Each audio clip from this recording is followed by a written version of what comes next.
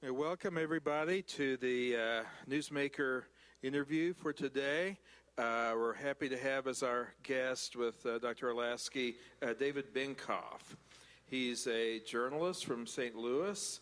You can read his writings in the Daily Caller, the Jewish Post, and many other places. He was formerly a gay activist, but he's now an Orthodox Jewish activist, author of such essays in the Times of Israel, such as Orthodox, Celibate, Gay, and That's Okay. I just learned, though, something really impressive. Do you remember the show, Win Ben Stein's Money? The game show? Where you had to be up against formidable comes Ben Stein. David Benkof was on that show, and he won Ben Stein's money. So we have one of the few people who are smarter than Ben Stein here with us today. So please welcome David Benkof.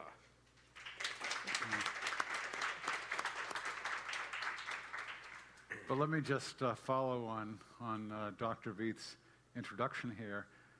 One of the reasons you won is because there was a question about the author of Pilgrim's Progress. And I suspect most of the people in this room would get it right, but Ben Stein got it wrong. Ben Stein got it wrong. He thought it was John Donne. He did. And you were able to identify it as John Bunyan. So anyway, you too, with the Patrick Henry College education, can probably win Ben Stein's money. Should he give it away again sometime? Right. So anyway, glad to have you here. Let's just go through quickly a little bit of your own history. Born in 1970 in St. Louis, and then you went to college, went to Stanford, and your senior year in high school and your freshman year at Stanford, you were president of United Synagogue Youth, which is, this is national or international president. This is the youth group of the conservative within Judaism. There are Reform, conservative, and Orthodox, conservative, somewhat middle of the road, I suppose. And David was president of that. But also then you were coming out at Stanford. Just tell us about that whole experience. Sure. I had been feeling for a long time attraction to men. And, I went through a period when it was all I could think about. And I sort of came to the conclusion that being gay was who I was. And I started to talk to, they had a peer counseling center, and I started to talk to gay counselors about that and realized that that was the direction I wanted to take my life. And I sort of came out with a bang. By the time it was winter break, I told my family and started to become an activist, and that was an important part of my life for a decade or so. And so right away, this wasn't a private thing. This was becoming an activist and proclaiming it very much so. How did your parents take it? Well, it's interesting. My mother had always wanted me to be a tolerant person. So she would take me to see Torch Song Trilogy and, La Cage aux Folles, so that I would learn about gay people and accept them.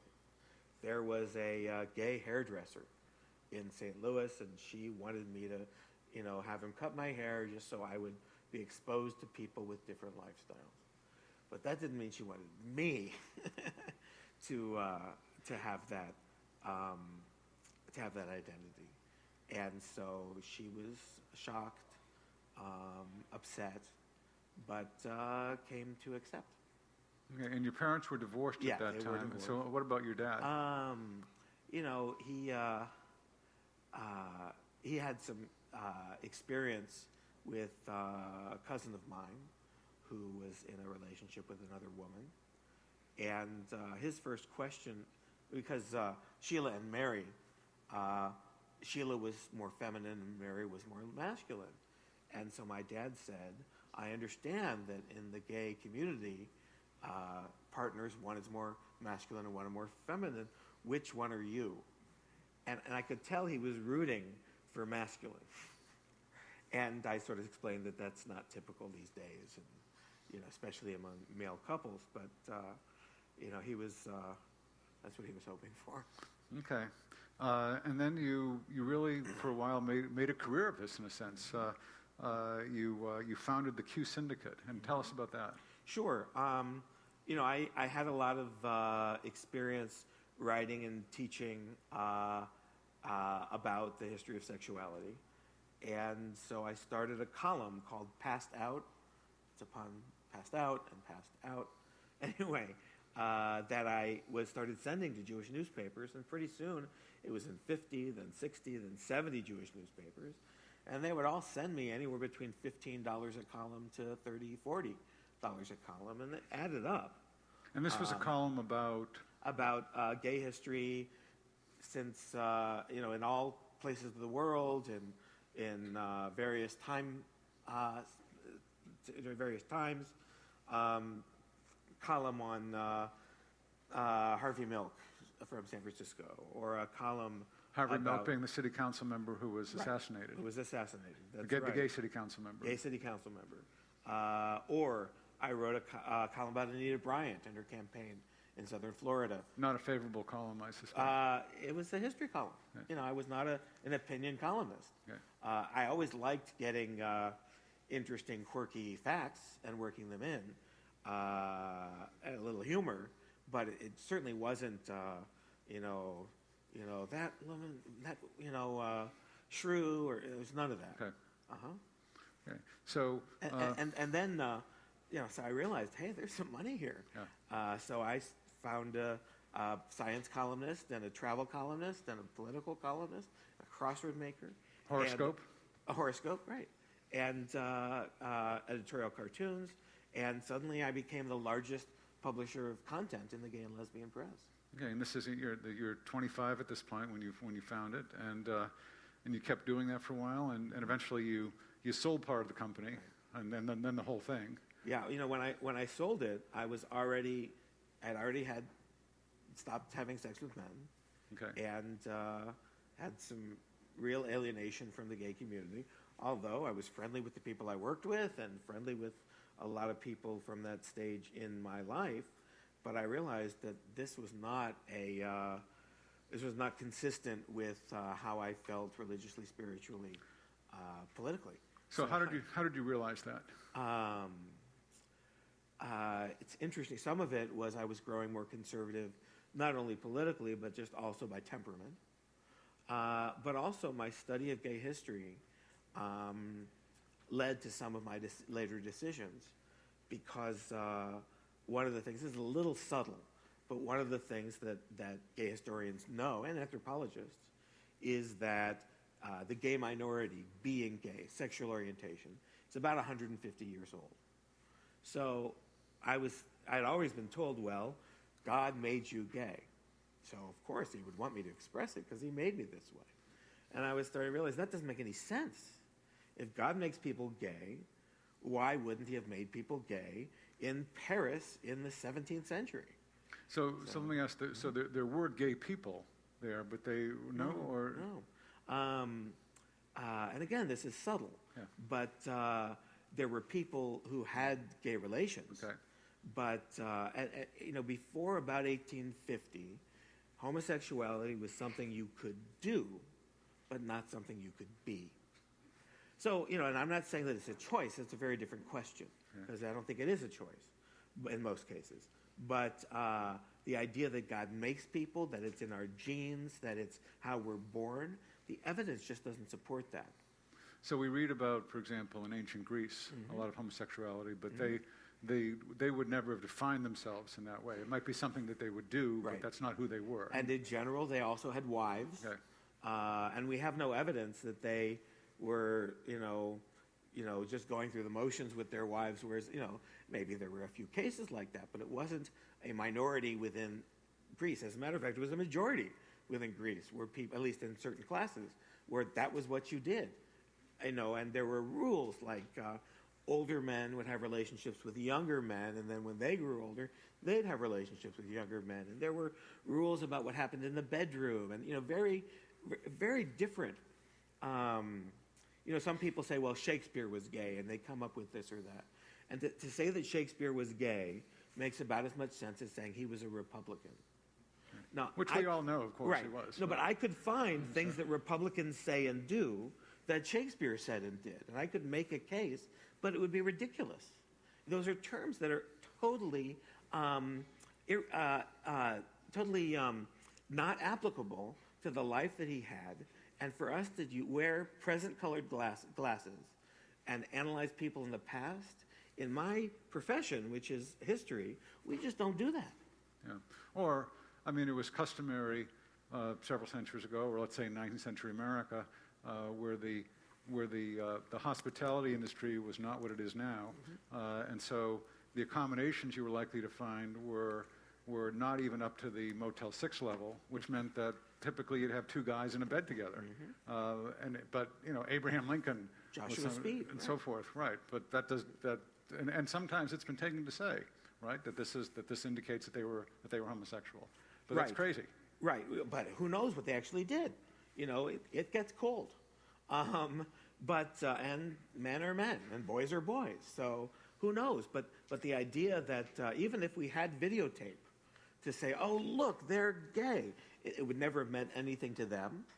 Although you're getting close to 1850, so who knows? Okay. But Walt Whitman, a lot of people say Walt Whitman and Oscar Wilde are really the areas about the time when when you had some famous people who were identifying that way. But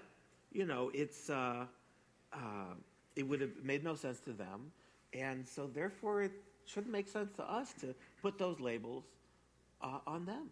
Or you were mentioning, we just had lunch, you were mentioning Tim Cook, who recently went public with... CEO of Apple. CEO of Apple. And tell us... Yes, well, one of the points that I like to make is, it's very common in the gay community is you need to accept me for who I am. Being gay is who I am. And my reaction to that is, well, I hope you're a lot of things. I hope you're your faith. I hope you're your politics. I hope you're your family. I hope you're your hopes and dreams and plans. And I hope you're your history. But the idea that and your profession and your hobbies, that's all part of who you are.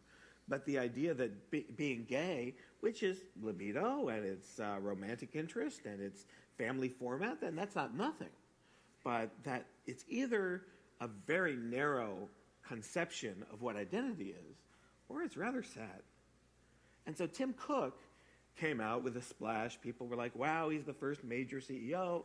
But his letter had a whole paragraph where he said, I'm a nature lover, I am a technology buff, I am a bicyclist, a list of the things that he identifies as, and I'm gay. But, the media coverage and the gay community's celebration of his coming out ignored that paragraph. He was saying, this is part of who I am. That's kind of not, it's not the way that a lot of the gay community likes to portray being gay, because they feel like they'll get more sympathy, and also because for many people it is the center of their identity. And I do think that's sad. So I suppose both in Judaism and Christianity, I mean, this is sinful activity, but we're all sinners, and so I suppose if there's someone who has a penchant for lying, you would not identify him just as liar, or this or this or this, but this is one thing that's well worth pointing out. But it's not the only thing about the person. For example, I did some due diligence just researching your background, and so of course there's a huge amount on the controversies you've been in, and we'll talk about that in just a moment. But nowhere did I find out until just now at lunch that 3 times you have written crossword puzzles, composed crossword puzzles that made it into the apex of the crossword puzzle fraternity, the New York Times. Right. So this is also not only winning Ben Stein's money, but making crossword puzzles. Right. And that's part of who I am. It's part of who you are. And so is gay. Okay, so now I want to respond to something that you just you just said. In the Torah, there are 613 commandments, and there's also a lot of laws from the oral tradition.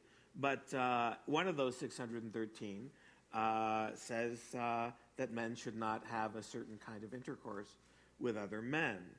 And one of the messages that I've given Jewish gay people is, so focus on the other 612. That doesn't mean that this one doesn't apply to you. It does. But there's lots of other things. If you're not ready for that one, work on keeping kosher and observing the Sabbath and praying and giving charity. There's a lot of things that you can work on and maybe start with, and maybe you'll never even get to the other one. But God cares about a lot of categories about what you do. And so don't be alienated by the fact that this one you don't understand or you don't like or you don't embrace. Okay, there's lots more to focus on. Okay, but now in 2001, you're 31 years old. You've been studying, learning a lot more about Judaism, becoming Orthodox. And at that point, you decide, well, 612 isn't enough for me. I have to work on number 613. Actually, interesting. I stopped having sex with men about 2 years before I became Orthodox. Okay. I was still identified with the conservative movement, but there were really lame arguments for integrating observant Jewish life with Orthodoxy that I just wasn't accepting. What were some of the lame arguments? Well, there was one that was really popular in the early 90s, which was the Torah says, don't lie with a man the way you might lie with a woman. And this argument was like, okay, but lie with a man the way you would lie with a man. Sounds like a Seinfeld joke. Right, it does. It does, but it wasn't a joke. Oh, well, that's what the Torah must have meant. Or there was this idea you were born gay or God gave it to you, but I knew that God wouldn't, just suddenly in the middle of the 19th century start making people gay. And there were textual interpretations that didn't speak to me. There were twisted readings of important verses, and I just felt like it didn't make sense, and so I just stopped. That doesn't mean the feelings went away, but the relations went away. And you stopped, and you were able to stay stopped. Yeah. Okay. It's what is it? January will be 15 years. Okay. No, 14 years. 14 years, yeah. Okay. And now there were some, in fact, I was reading, there was one rabbi who said, well, this is virtually impossible. Yeah. But tell us about the... Well, that rabbi was straight. And I think there are straight Jews, I imagine other faith traditions too, but they want to be sympathetic and they want to be kind and accepting and understanding. Great. I'm all in favor of that. But there's some condescension with this idea that, the gays, they couldn't control themselves. It's inconsistent with what we expect, not only of all Jews in terms of what we eat and what we do on Saturday and etc. We expect people, our young people before they get married to be celibate. And these days in the Orthodox community, some people don't get married until 25 or 26 or later. When you're young, that's when this is the biggest challenge in your life. So we expect a 21-year-old man, really barely more than a boy, to not have any expression of sexuality. But we stop that when somebody is 44, as I am, because, he's gay. Yeah, go ahead. It just doesn't make sense to me. And also, there are other kinds of categories of people that have similar challenges and within Judaism, and they're awful, and we feel sympathetic, but we don't say, yeah, go ahead and violate the law, because, I'd hate to be you. It's condescending and patronizing, and it's false, So 1999, you stop having sex. 2001. 2001. Okay, 2001 you stop, and that's when you sell part of the Q Syndicate, and then the rest in 2003. 2001, I sold the part, and 2003. And what happens now? Up to that point, you had been not only running the syndicate, but you had been teaching and widely accepted and even honored within the gay community. Now, what happens when you change? What? Yeah. I lost a lot of friends, but I kept a lot of friends. You find out who your friends are. In some way. So.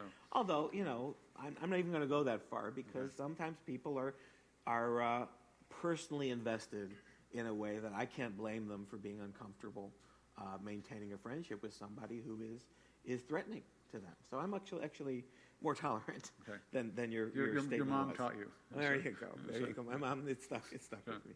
No, but and lots of criticism and lots of twisting of what I had said. So, for example, there was an excellent interview with a guy in the gay press. His name is Rex Walkner, Wockner. You can Google it, and it's sort of like this conversation between a couple of friends. He is amazed that somebody would do this, and he doesn't believe that it'll work. But it's sort of this respectful conversation back and forth. And in there, he says, "You could have made a different choice. You could have decided to not focus on this area of Judaism and just keep doing what you were doing." And I said, "Yeah, and that would have been okay, but it would have been unheroic."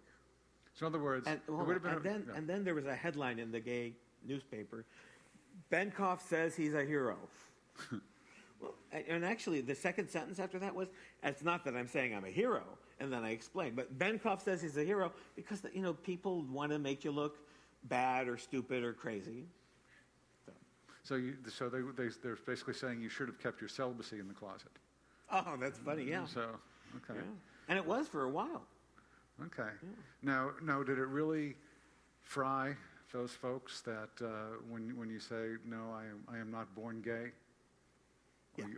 There's that. But it's a lot of it is they just don't understand. Okay. And because it's like I said before, it's a subtle point. But interestingly, all this stuff about when people started to identify as gay and when there was and wasn't a gay minority and and the fact that cultures throughout the world didn't have lesbian and gay people in them, all that research has been done by LGBT persons themselves, and virtually all of them are big supporters of gay rights and marriage equality and that kind of thing. So when people say, how dare you say that? I say, okay, look at George Chauncey and look at Esther Newton. Chauncey is at Yale and Newton is at Michigan. These are top gay scholars who are gay, who are experts, and they all are saying what I'm saying. So why do you particularly upset them? Well, it's interesting. On this point, on the history of homosexuality, I have a sense that people look into it and realize I'm right, and they shut up because they don't want to draw any more attention, because my argument is very powerful against the born gay perspective. People will say, oh, there's this study in the science and brains and genes, and all those studies are preliminary. They haven't been replicated, and yet there's mounds of evidence from the social scientists that is consistent in saying that gay is 150 years old. So if you look at all the research together, overwhelmingly it says you're not born gay. And when I say that, then they're like, but, and I just give them some links. And so, yeah. And so what are the implications of that, let's say, for the current debate, what are the implications of the historical research you've done? Well, it means that some of the old arguments don't hold water. That it doesn't make sense to change laws regarding sexual orientation because being gay is something that people are deep down. Not that it's a choice, just that it's not a God-given way of being. But there are lots of good reasons to support gay rights, like privacy, like freedom of association, like equality under law. And if people want to make those arguments, I don't necessarily agree with them, but that's a fair part of the dialogue that we have in America on all kinds of issues.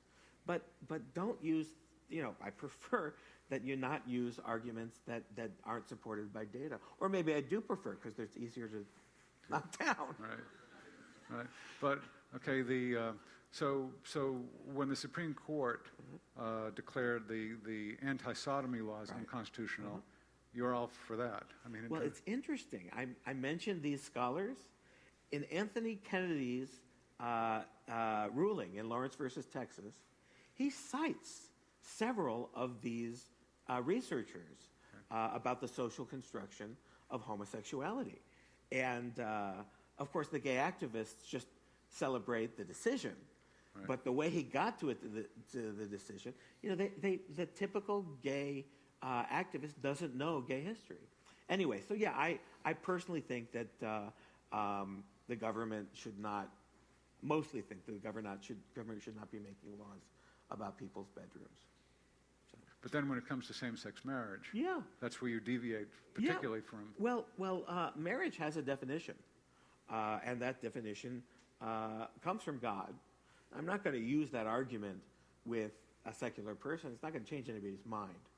So I talk about the effect on children when their parents are of the same sex, or I talk about the effect on marriage itself, or I'll talk about the effect on traditionally religious people. But just let's stick with within religion. Dr. Olasky, why does the week have 7 days? To get to the other side? No. Seriously, why? Why does it have 7 days? Because God says so. Yeah. Why does the month have 30 days? Well, because God created the sun. But the moon. Yeah. And the week and the year because of the earth, and the day because of the rotation of the earth. Everything on our calendar is related to the natural world. But the week is because God created the earth in 6 days and rested on the seventh. And but what would happen if somebody said, "I think we should have a 4-day week and then 2 days of rest, so that like the labor will be less, you'll have to work less. Let's rewrite the week." Well, that's what the French are probably already doing. The French has already tried that. But no, we would squeal as religious people, at least people in my faith would, because Shabbat is every seventh day, no matter what the government says. Yeah. And I'm sorry, but marriage is a man and a woman, no matter what the government says. Okay. People say, well, it's a civil marriage. Okay, if the government announced that they were going to have a civil bar mitzvah, where you could be bar mitzvahed at 10 years old, because that's a civil bar mitzvah. It wouldn't be a bar mitzvah. Bar mitzvah is at 13. The government doesn't get to decide what a bar mitzvah is or what a marriage is. That's not their business.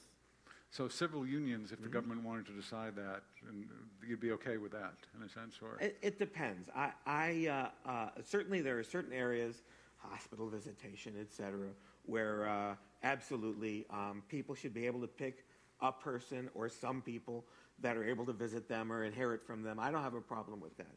I don't want the government to go so far that it treats all relationships the same, because all relationships aren't the same. I think kids, whenever possible, need both a mom and a dad. I felt this even when I was actively gay. And so one of the ways that society and government makes it more likely that kids will have both a mother and a dad is that there's an institution called marriage. And it's good for kids to have both a mother and a dad. Oh, yeah. Okay. So that's clear from, I mean, not only from what God says so, which is primary, but from all the historical research that we have. And just,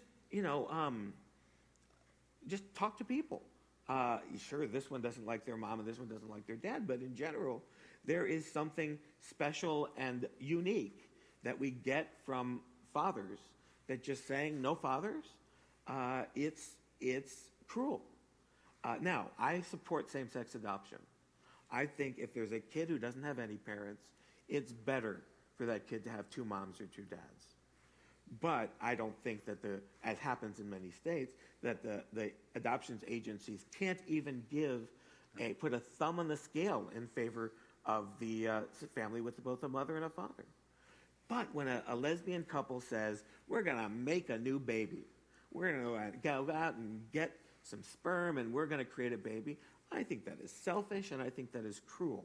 Because you're saying to your own kid, you will never have a father. I'm appalled by that. And so the equation of the whole the gay rights issue with the civil rights issue, I mean, not only does it really insult a lot of African American leaders, and people, but it's stupid. Well, I don't even think the gay people who argue it really mean it. Okay. Because if this is really the next civil rights issue, Martin Luther King didn't believe in gay marriage. So there are cities named after and schools named after slaveholders. They changed the names. Should we just take Martin Luther King's name? He didn't believe in LGBT rights. So change every Martin Luther King Boulevard to Harvey Milk Boulevard? Well, yeah, but Harvey Milk probably didn't for the next one. I mean, the fact is, civil rights was a very important moment in American history to undo some real injustices that happened to a group that was treated incredibly unfairly. And to say, oh, this is the latest civil rights horizon, they don't even mean it. So I don't agree with that. So are you banned from Reform or conservative synagogues? Oh, no, I don't go. But they wouldn't want you to speak there, or would they? Have you done that? I wouldn't go. You wouldn't go. But at least not during a synagogue service. It's just not. It's not a reflection of my values. But certainly, if there was a reform organization having an event in a ballroom, I would be happy to speak. And it could happen. I mean, there are certainly people, as there are all over. I understand you had Mikey Weinstein here, right? Yeah. There are those who welcome somebody with a different point of view. Great. And I'm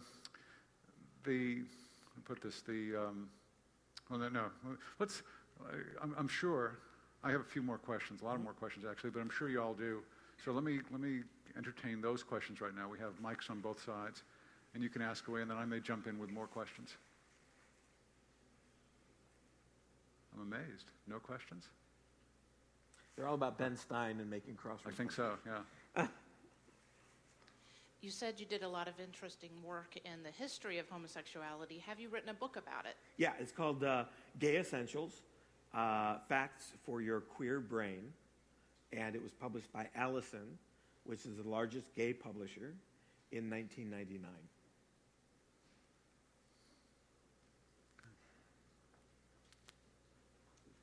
Hi, you said that people aren't necessarily born homosexual or gay. So how and why do people decide to identify with that lifestyle if it's not something that you believe is given by God? Right. Well, it's very hard to explain.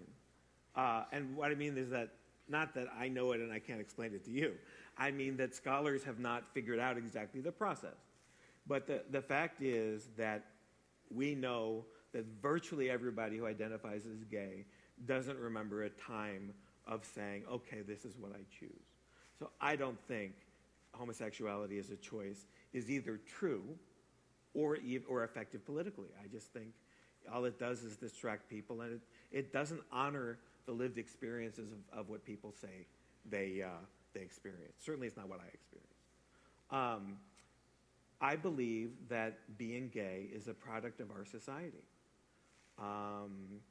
If we were able to transport people from 1,000 years ago into our society, people who weren't gay, some of them would be gay living today, and vice versa, they wouldn't be.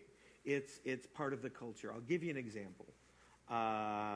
In the Old Testament, the Hebrew Scriptures, you read about idol worship all the time. Well, in our Western society, not a lot of idol worship. But people are the same. Idol worship was like the biggest religious issue at the time, but it's hardly a religious issue today, at least literally bowing down to idols. So how do you explain that? I would say that in the society in which people lived, where my crops succeeded and his crops failed, not understanding science and technology the way we do, it may have been easy to explain what was going on by saying that statue or the moon or the sun was responsible for these kinds of issues that we just don't understand. But today, so we have answers to some of those questions, and so there isn't this draw to idol worship. There's actually a story in the Talmud, which is part of the oral tradition of Judaism, that God took away the urge for idol worship, and that explains why this doesn't exist. And by the way, the two things could be true at the same time. But then God said, okay, I will take away the temptation for sexuality, because that also leads people to sin in a big way. And God did, and nobody had children. Because without sexual urges, there's no procreation. So he had to give that one back.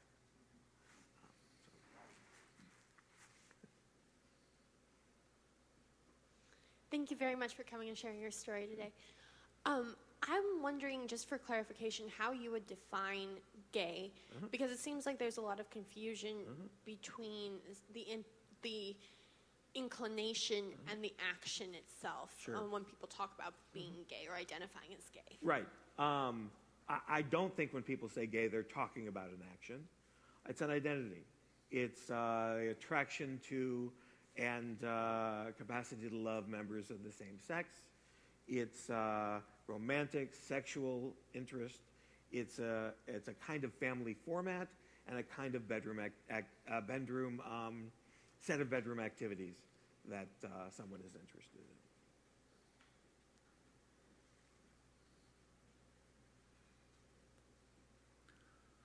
Let me ask a question. Sure.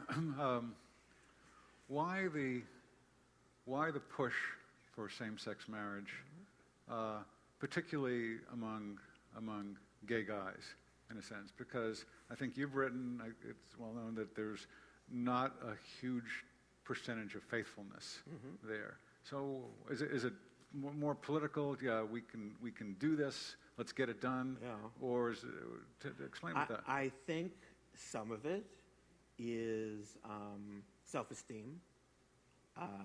I feel like a second-class citizen, even if I don't want to be gay. I want the government to be gay married. I want the government to tell me that I can, because I'm just like everybody else. And I think some of it is that the decision makers in the gay community are often wealthy white people. That among poor black people, AIDS is still a huge issue.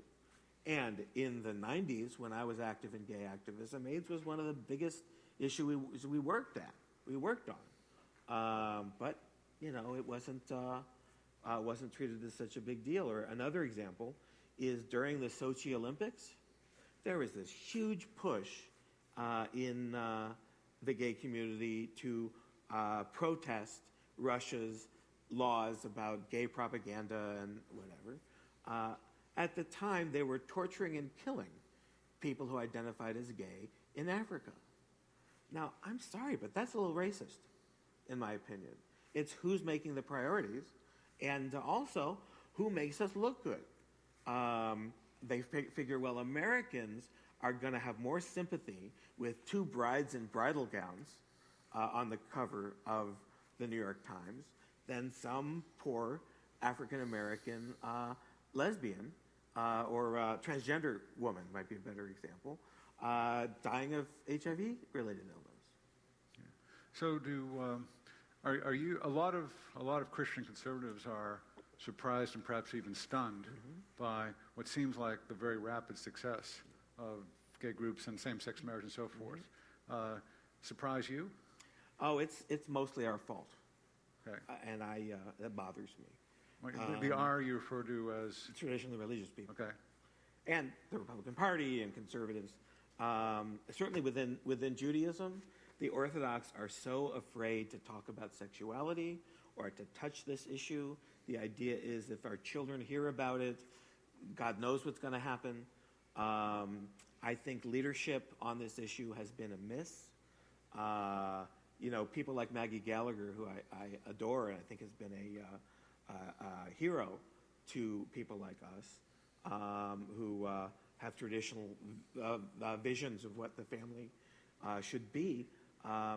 When she founded the National Organization for Marriage, it was hard for her to raise money. And then when she ended up leaving that organization, the people who run it have no vision and don't see the right focus. They were raising money for, there was a transgender toilet bill in California. It has nothing to do with gay marriage. And they were like becoming anti-gay Inc. Maybe that helped them raise money, but we need people fighting to keep marriage between a man and a woman. Another example is there was this recent decision by Judge Posner in Wisconsin, Indiana, It's very well written. He really did a good job of destroying the traditional marriage case presented to him. But I listened to those tapes. I wrote about this in the Daily Caller. The arguments were terrible. At one point, the lawyers were asked, well, can you give us even one reason that same-sex marriage is wrong? And one of the lawyers said, well, I can't really give you a reason because we haven't learned yet. We don't know yet. And it was like, get out your damn phone and Google it. You know, there are lots of, just Google me, and you'll see 6 or 7 reasons. Okay, so if you'd been there, give us those 6 or 7 reasons. Okay, well, let's just do 3. Okay. There are 3 All that right. I like to focus Okay. on in order of importance. Okay. 1, kids need moms and dads, and whenever possible, and it isn't always possible, but the government, the government tries to get people to have solar electricities by giving tax breaks for solar panels. And the government discourages smoking by putting taxes on cigarettes. So the government should encourage moms and dads and families by having marriage, which is going to lead to more children having moms and dads. It's pretty simple. And, people are like, oh, but the research shows that it doesn't matter if your parents are gay or straight. Well, I've looked at that research, and 95% of the studies on that topic are either carried out by gay people or funded by gay people. Now, if Orthodox Jews either funded or carried out all the medical research on the health benefits of circumcision, and it all said there's no downside to circumcision, would that really be trustworthy? Wouldn't you want at least some people without a vested interest in the outcome doing at least some of the research? Not that an Orthodox Jew can't do research, but if it's all done by Orthodox Jews? Anyway, so that's the first, is kids need both moms and dads. The second is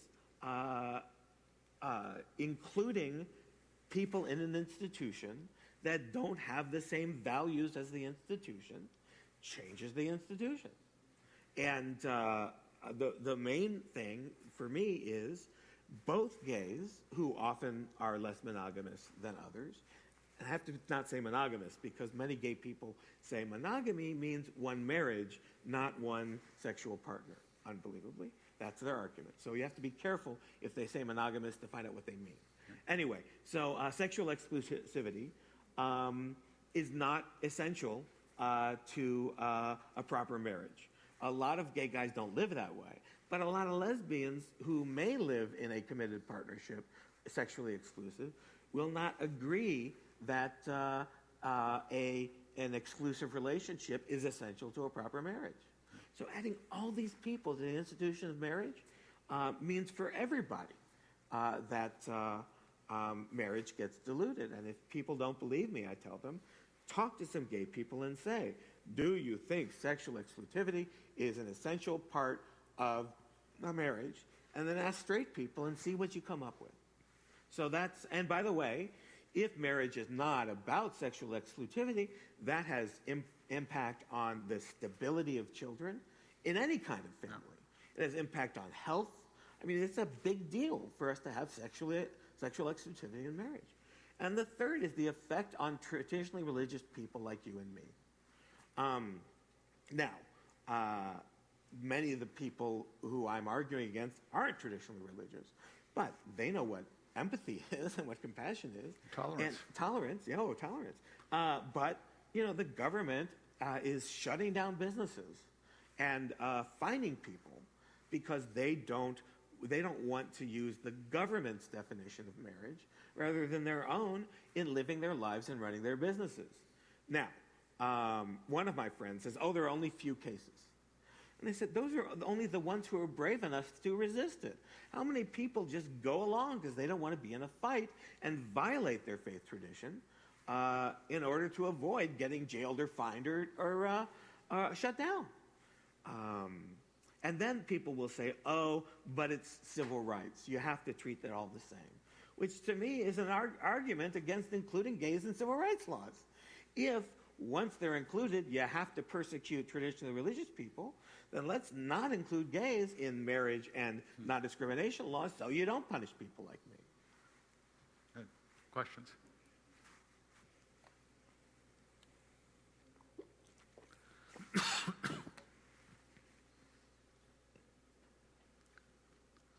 Well, I'll ask another one. Who is getting this right? In other words, when you listen to, let's say, evangelicals talk about this, anyone doing well explaining this and connecting with logical, thoughtful points? No. It is a big frustration. I think Maggie, who's Catholic, does a good job. But it is a big frustration of mine that, I don't want to sound arrogant or, it's me against the world. But, I don't see anybody else besides maybe me and Maggie.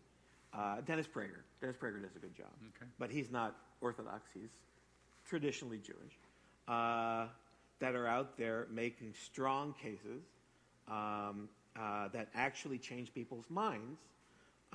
People are either too afraid, cowed, or they get off on talking about just totally unpersuasive arguments. There's a fellow at the Heritage Foundation who is really into this concept of, well, it's going to lead to polygamy. He talks about thruples, that if we can have gay couples, why can't we have thruples? Well, there aren't any thruples, or they're very rare, and nobody who hasn't made up their minds about gay marriage, where they hear the gays saying, we just want to be loved and we want to be treated equal, and then you hear this guy from Heritage Foundation saying, thruples! Like that's going to make them go with him? And Rick Santorum getting on TV and talking about man on dog. Is anyone going to, especially anyone who doesn't share Rick Santorum's faith tradition or general attitude, going to say, well, I guess I'm going to be against gay marriage because, hey, Santorum said man on dog. But isn't the logical thrust?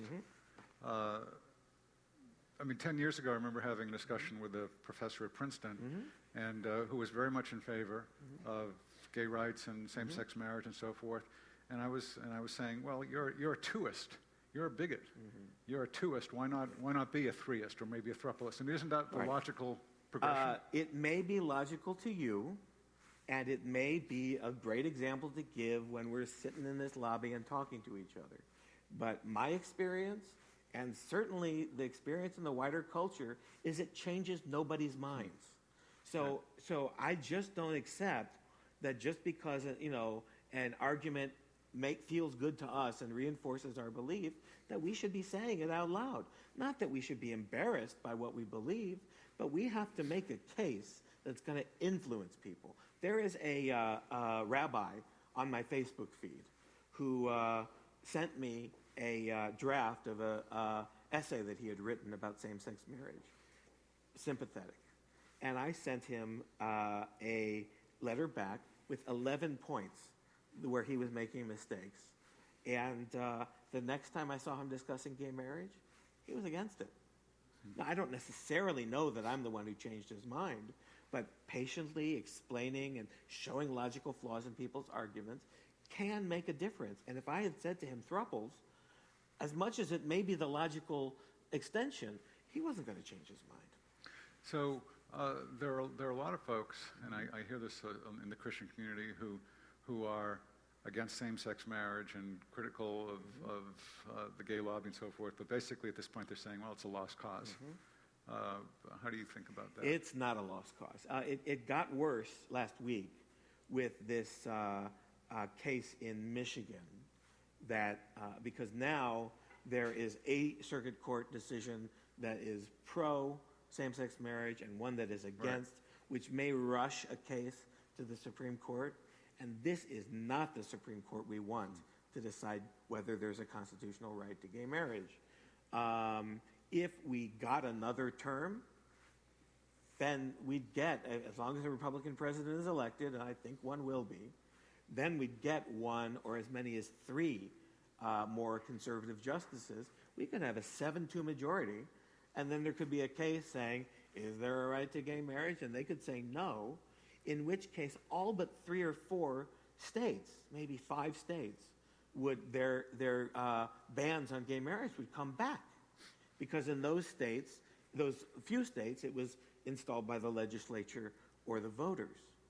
And yes, it may continue to gain steam, but a lot of the people who say that it's done look at a graph and say, well, it's going in this direction.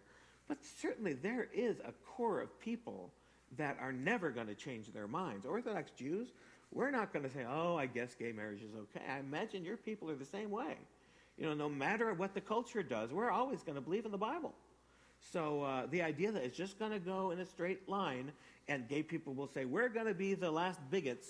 We're going to be, everyone's going to look back on history and see us as haters. Yeah. Questions? I actually have 2 questions, so I'll try to keep them brief. The first one is, how has the Orthodox Church, the Orthodox Jewish community responded to your kind of life as you've come back into their fold? Because I know the evangelical church and the church as a whole has had many different ways of approaching that. And then the second question is kind of responding to what you were just talking about not falling into that slippery slope pattern of, well, if this becomes accepted, then this will become accepted, then this will. I'm inclined to agree with what you said about not doing that. But personally, what do you think the progression there would be? Or if there even has to be one at all, or whether it can simply be straight and gay relationships and that's it?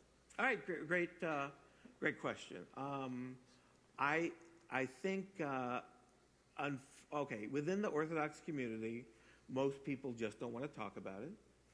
I get lots of congratulations secretly and privately when I write something publicly. I get some people who wish I was not so public. And even, I certainly am welcome in lots of people's homes and in lots of synagogues. But there have been some hiccups where this one or that one, is like embarrassed or, what are people going to think or that kind of thing.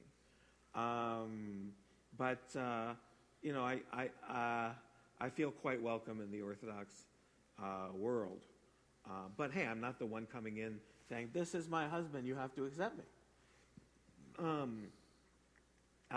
And some people say, oh, look, we wish we could be as heroic as you are. Because, the Talmud says, who is a hero? One who controls his passions. So, there you go. Now, in terms of where it might lead, I guess if all restrictions are lifted on the nature of marriage, there could be people within the Mormon Church, which has a history and may, again, that could go in that direction. And not just throuples. Not just throuples, right?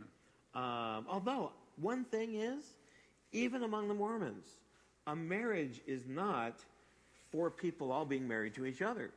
It's a man having more than one wife. So even within Mormonism and most polygamous societies that I know of, it's not that marriage is more than one person. It's that someone can have more than one marriage. Anyway, so, but really, I'm not too worried about it. I'm worried about today, and, I just am not worried about it.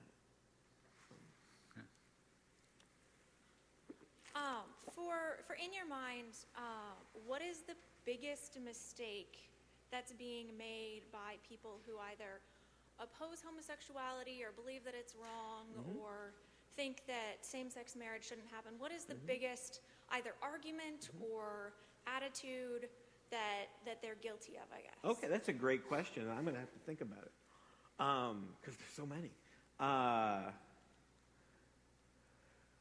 Well, 10 years ago, it would be homosexuality is a choice. People, thankfully, seem to have been moving away from that. More recently,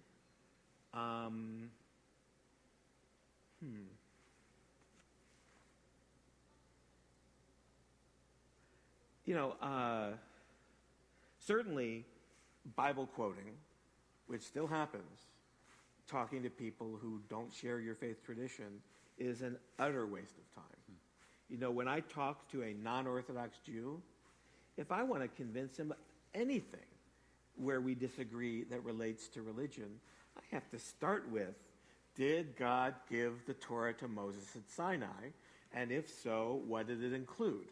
You know, otherwise, we're not talking the same language. We have the same religion, but I'm not going to focus on, you know, whether the Torah forbids this or that if he doesn't even believe that it comes from God. So there are those who start talking about God and whatnot. It is completely legitimate for some, it's amazing how many people in the gay community don't accept this, but it's completely legitimate for a traditionally religious person to vote based on their beliefs. They'll say, you can't impose your religion on others. I just want the government's definition of marriage to reflect mine. I'm not imposing anything. You vote your way and I'll vote my way. That's not an answer to your question. What is the biggest mistake?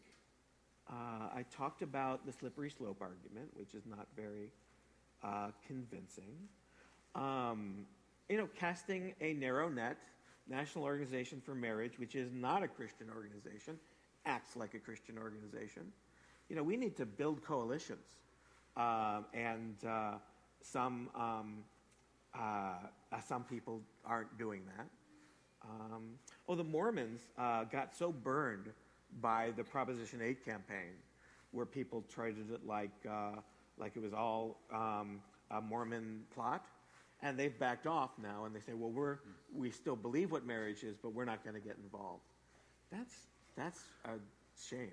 So when you're talking with a thoroughly secularized Jew, is the most likely route to him becoming more thoughtful and thus a critic of the gay lobby, is the more likely route for him to be convinced by the logic and history of your argument, or for him to become Orthodox? Well, it's kind of hard to get him to become Orthodox, but that's a great way to do it. But sometimes when people move in that direction, it at least opens people's minds to hearing other points of view. With a typical secular Jew, I'm going to argue my big three: children, nature of marriage, effect on traditionally religious people, because we share very little of the same assumptions. Hey, I was wondering what would be some of the biggest mistakes that the gay community has made, things that we can capitalize on. It's kind of like the reverse of the last question. Okay, tell me a little more about your question. Well, you talked about the three things that you would talk about that are specifically pro Judeo-Christian marriage. And so what are some of the bigger mistakes that, some public mistakes that the gay community has made that we can, use to demonstrate the importance of true marriage? And right. Yeah. Okay. Well, one is, hey, we were born that way. We can't help it, as I shared with you. Another one is, this is the latest civil rights movement, as I've shared with you. And a third mistake that gays make is going too far. Is saying, well, you persecuted us, now we're going to persecute you. Now, they typically won't say that, but that's what we've seen.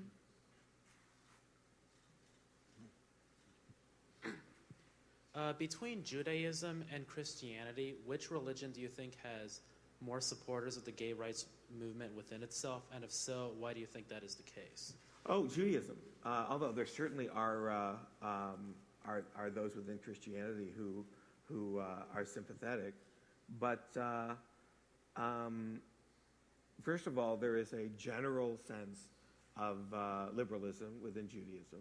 And why that is a much longer conversation. But even the movement I grew up in, conservative Judaism, when I was in college, it had a male-female marriage norm, and it has moved rapidly towards a hey, marry who you love. And interestingly, some within the conservative movement still think premarital sex is wrong. So I've said to them, you really think two guys are going to meet, fall in love, not have sex, get married, and then be committed to each other for the rest of their lives? Has that ever happened in history? Well, maybe once or twice, but you don't create institutions based on that kind of an assumption. But yeah, so Jews. I have one more question. We often hear that if you don't acknowledge and welcome and confirm the attitudes of, let's say, a couple of teenage homosexuals, then you're going to be increasing suicide rate. This is the cheapest trick.